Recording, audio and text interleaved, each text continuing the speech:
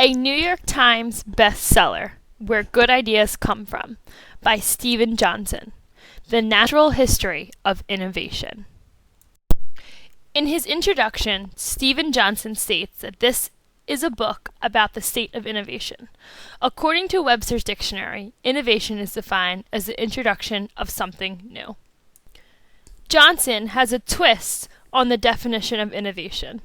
Johnson discusses how great ideas do not have to come from new ideas.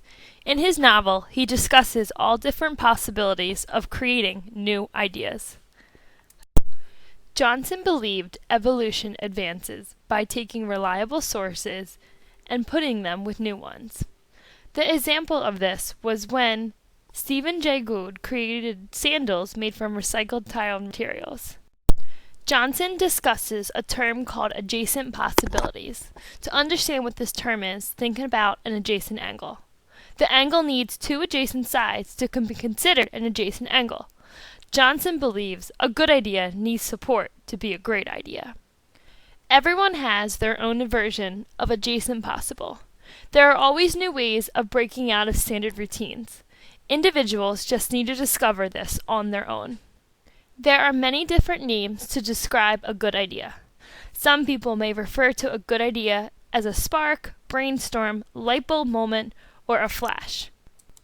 Whatever one may like to call it, a good idea is specific to the person. Think about a good idea as a network. The idea comes from another location, just like the network.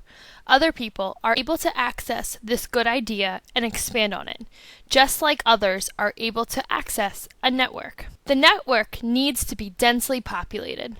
Great ideas also need to be dense. Great ideas need to be complex and contain many levels within a level. The question is how to push your brain towards those more creative networks. The way to push it is to place it into environments that share the same network signature. Good ideas can be linked to a spillover. When you share a common civic culture with thousands of other people, good ideas have a tendency to flow from mind to mind, even when their creators try to keep them a secret. Johnson discusses Kevin Dunbar, a psychologist from McGill University's findings. Dunbar found that the most powerful ideas emerged during meetings when researchers could work together. He discussed the importance of the conference table. Johnson discusses something called the slow hunch. This is the concept that most great ideas take time. The important part of a slow hunch is to keep that idea alive. Johnson discusses that keeping a slow hunch alive is challenging. When individuals face error, they have a tendency to dismiss it and think they have failed. Johnson believed that the individuals need to relook at the problem from a different perspective. Johnson discusses a concept of borrowing ideas from others.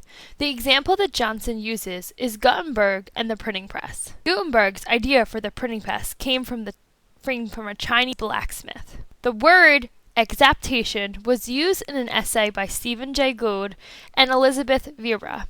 Exaptation is when an organism develops a trait for a specific use, but the trait gets hijacked for a completely different function.